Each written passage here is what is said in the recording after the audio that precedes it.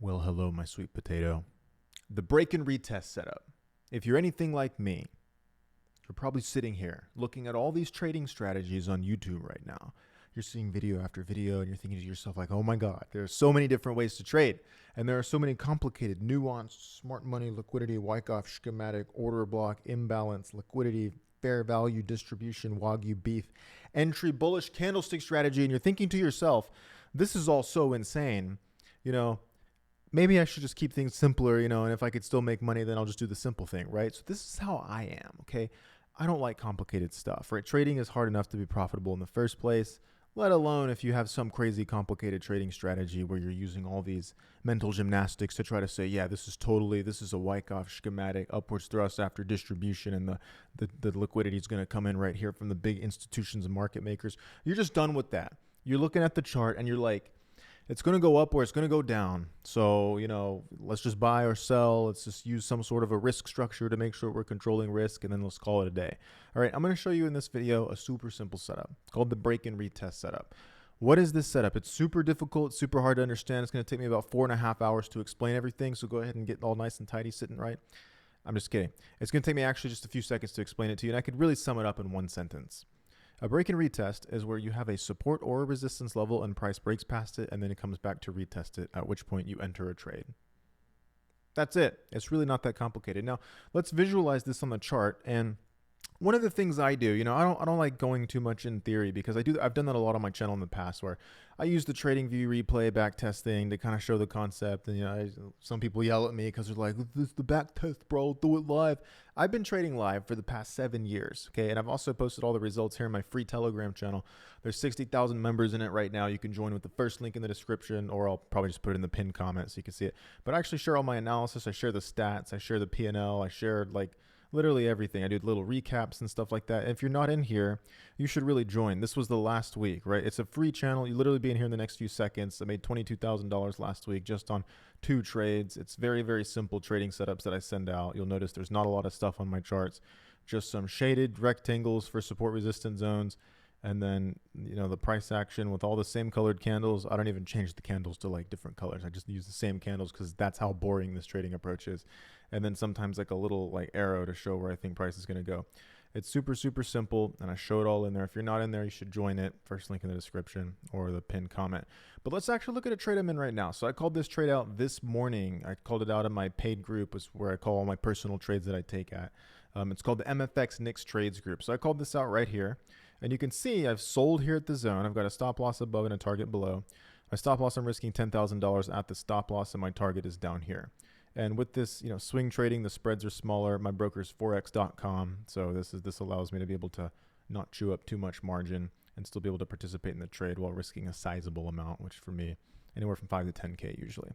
So why did I take this trade? Okay, again, this is really, really complicated stuff, right? This is super advanced trading methodology. You need at least a decade of experience to understand this, okay? You draw a support resistance zone just wherever you think is very, very clear. I use higher time frames for this because it just seems to work better in my experience, having traded almost a decade. I've been trading 9 years now. Next month is going to be 9 years that I've been trading. Insane. And what I found works best is just going to the higher time frames, like daily, 4 hour, even 1 hour in many cases still functions decently, but the daily and 4 hour, if you just want a place to start, maybe the 4 hour would be a good place to start. You look at where the very obvious bounces are of these zones, okay? So then what you do is you wait for price to break past the zone, and you just simply wait for it to come back and touch the zone again. And then when it comes back to touch the zone again, if it broke below a support and now it's coming back to touch the zone as resistance, then you sell. And if it's vice versa, right, breaks above a resistance zone, breaks past a few highs, and it comes back to test that resistance zone as support, then you buy. Okay, it's not complicated for your stop loss and take profit either, because your stop loss, you just put it past the zone, and you put your take profit. I just do a 1-to-1 risk reward ratio. I find that's way more consistent. You have way more wins. The wins and losing streaks aren't as crazy because you'll have multiple winners in a row, then you'll have multiple losers in a row at times. But overall, as long as you get it right a little bit more than half the time, it's a profitable trading approach, right? And that's what the metrics and that's what the stats are. If you have more than a 50% win rate with a 1-to-1 risk reward ratio, save for commissions and fees, which are really small in Forex trading, even with a broker like Forex.com like I'm using, you typically don't get too much of your profits eaten up by commissions and fees and stuff like that. So it's a great trading approach, right? Provided those metrics are true. And if you can get it right a little more than half the time, just price bouncing around these zones, then it's really fun, and it's also really simple. I mean, let me show you how simple it is. Like, for example, here's a trade that I took last week, GBP Canadian dollar. I took a sell right here. Okay, now this is not a break and retest trade. This is just a bounce of a support resistance zone. And an example of a break and retest trade would be if price were to break past this zone, right? It breaks above resistance and it comes back to touch it. Well, the idea is very simple. You just buy with a stop loss below and a target above.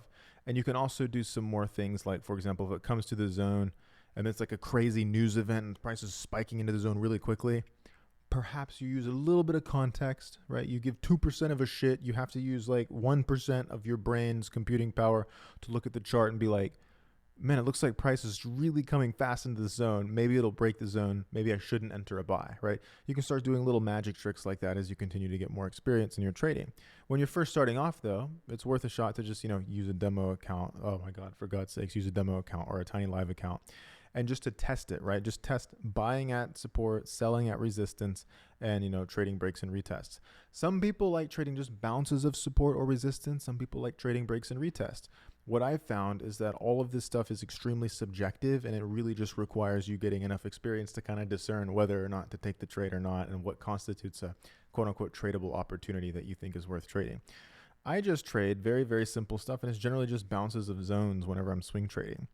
So with that said, that was one trade I took last week. There was another trade I took last week, which you can see was right here.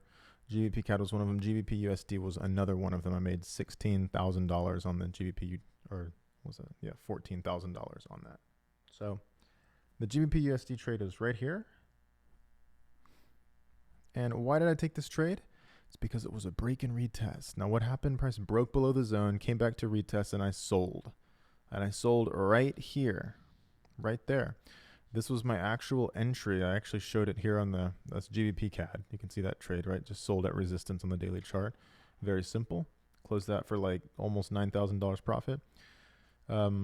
This was the GBP USD trade. You can go back in here and see this for yourself on my Telegram channel, but I sent out all the analysis. Here's the actual trade.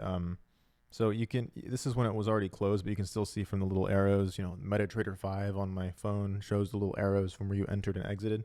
But I sold up here, and then when price came down here over the next few days, it opened up on a gap down during like a Sunday market open, and it gapped down and hit the profit target. And then that profit target was hit again right here for like $14,000 on that. This was a break and retest trade. And you know how long this analysis took me? It took me like maybe like 10, 15 seconds. It's not hard, in my opinion, once you like just draw those. If you just draw the super obvious clear zones, like stuff like this, right? There's a high right there. To me, that makes sense as a clear zone. For me, this down here, this is a really clear area where price might come in and then maybe find support. I typically don't trade zones after there's been too many multiple tests in a row. That's something you'll have to learn with experience, but typically if price starts testing a zone 2, 3, 4 times, then generally I don't trade it. You'll also see like these major swing points where price just kind of patches around at. You had a big bounce as resistance here, break above, retest. There's probably a lot of people who bought right here. And then obviously that was validated because price did in fact go up. So that was people getting into buy orders. Price came back in, tried to test the zone, failed, broke below it, came up and retested it twice, and then had another move down. This setup works over and over and over. Now, you may be thinking to yourself, like, but how do you pick the right type of setup, right? Because you could find a million break and retest trades. What I say is just trade the ones that are the most like obvious.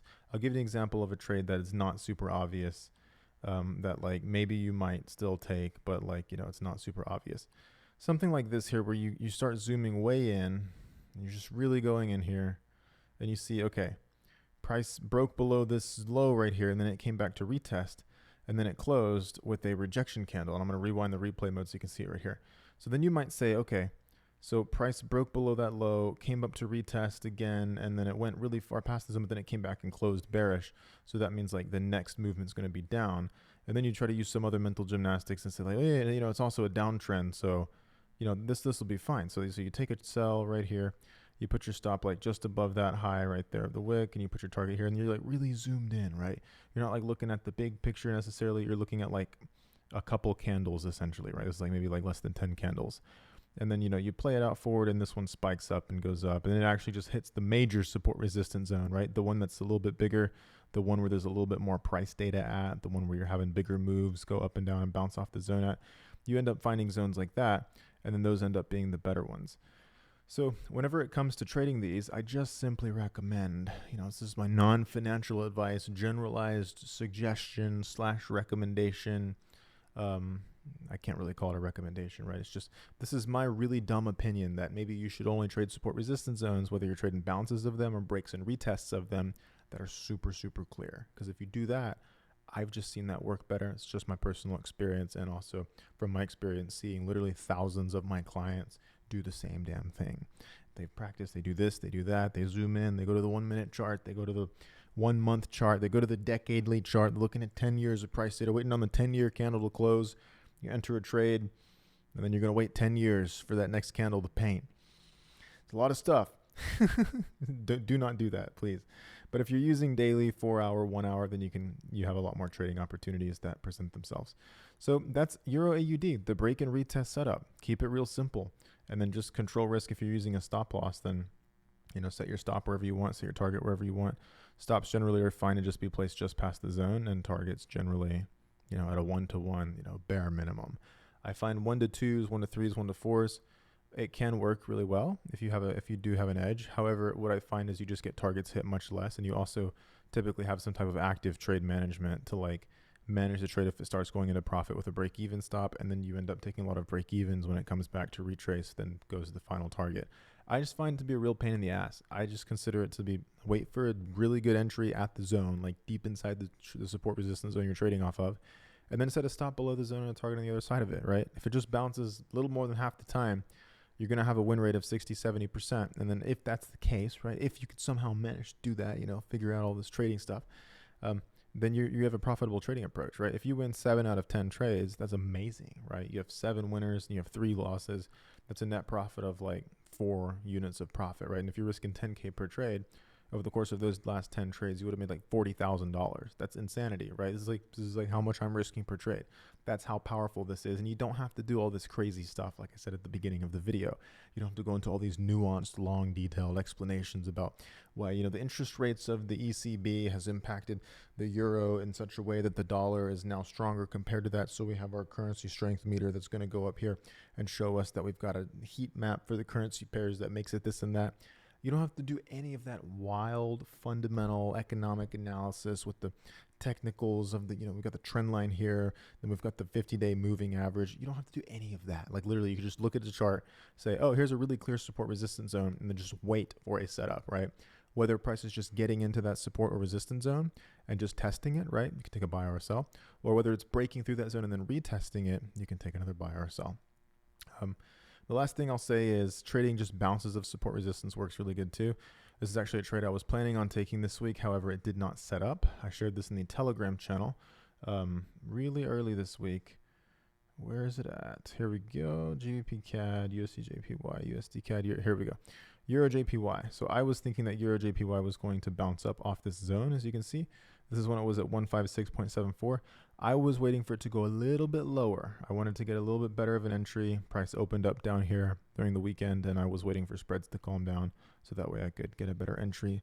It ended up not going. It ended up just barely missed my alert. How much? 40 pips, right? Which on the daily chart is nothing. It literally barely by a millimeter missed my alert, and then it went rocketing up. And this would have been a trade that actually probably already would have hit the profit target. The trade would have been structured something like this. Let's see if it actually would have got triggered. Stop would have been below the zone, probably right there. And yeah, target just at a 1-to-1. So this would have already hit the take profit. That's $10,000 that I did not make this week just because some little technical detail like that. So you have to be real careful with that as you're trading.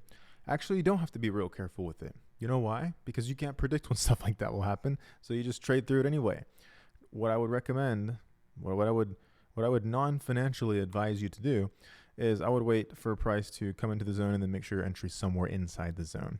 If you wait for price to get into the zone, then you wait for it to bounce, and then you end up doing some stuff like this where you're buying after it's already left the zone. Your stop still has to go below the zone, right? Because it could still come into the zone and come down here and then bounce. So you don't want your stop smothering it in the zone. If it goes up to just get a 1-to-1, look how far you have to target, right? That's that's almost 700 pips That's kind of crazy, you know, so the daily 4 hours. I'm just saying, like, you know, if you want to be checking yourself into an insane asylum because you're trying to target a 700 pip move because you couldn't just wait to enter a trade at the zone because you were so impatient that you just couldn't, you know, you have to stay in this trade for like 17 years and pass the trade down to your children to manage in the future. If that's the kind of life you want to live, that's fine. That's just not me. I would rather just wait for the better entry, because if you just simply get an entry like inside the zone, even if with the same target, this is over a 1-2, but if you're just being more realistic and having a 1-1 target, this target would have played out in a couple days, right? And then of course we have days like GBP CAD last week where I entered, and then within like essentially the first day, right, the candle closed and it went into Asian session right after, but within less than, like, I think it was like less than 24 hours, like I entered the trade in the morning, then it rocketed into profit, and then I closed it shortly after Asian sessions, right? So maybe like around, I don't know, like 12 hours or something, the trade was closed in profit, and I made like $10,000 on that one trading opportunity. So breaks to retest work really good. I've been using them since about a year into my profitability of trading. I got profitable trading like a different like scalping approach using divergence on the lower time frames, and then I did that for like a year, and then I started trying to diversify and trying to figure out a more predictable way to trade larger amounts of capital with a risk structure that actually worked, because at that time I wasn't using stop losses. I was just putting a small amount of money into the account and essentially just like betting that the account wasn't going to blow before I could grow it to like a 2x growth target, then withdraw the profits and do it over and over again. When I started actually thinking like, okay, if I'm going to be trading larger capital, like accounts bigger than $25,000, $50,000, then it needs to be the case that I have some type of risk structure that prevents me from losing the account long term. Because you can only trade more margin in bigger positions if you have a bigger account balance. But with a bigger account balance comes greater responsibility, unless you just want to risk the whole account, which I didn't want to do. So I found support resistance trading, and I've been doing this ever since. You can go see a lot of my videos from years ago. You'll see me doing this exact same stuff. You scroll into the Telegram back years ago, you'll see I was doing a lot of the same stuff. The break and retest has been a pretty good trading approach for me overall long term. And it's just one of the types of setups, you know, per se, the sort of categories of entry criteria that I will use to get into trades. So hope this video was helpful. If it was, type in the comments 1, 2, 3, like the numbers 1, 2, 3, and then leave a comment, because what that does is it shows me you got to the end of the video and then you've left that comment 1, 2, 3. Put it somewhere creatively in your comment, like, you know, work it in there kind of poetically, kind of creatively. So, you know, you can put like the numbers 1 and 2 and 3 somewhere in your comment. And then if I see it, I'll engage with you. I'll either like heart your comment, or I'll like respond to it if you have a question. And if it's something that I think I could answer, sometimes people ask me questions and I don't know what the answer is or what to say, so I don't answer it. But if you ask a question I think I could help with, then I'll respond to you in like the first 24 to 48 hours of you leaving the comment, because I appreciate you getting here to the end of this video. The like button on the video is right there. I'm not going to ask you to do anything. The subscribe button on the video is right here too, but I'm not going to ask you to do anything. The link to the free Telegram channel, if you haven't already joined, is right down there. But I mean, you know, it's your life. I'm not your parent. I'm not your dad. But you know, maybe at some point in the future, I could be your stepdad. But we'll just save that for the next video. Hope you guys have a great rest of the day, and I'll see you in the next one. See ya. Cheers.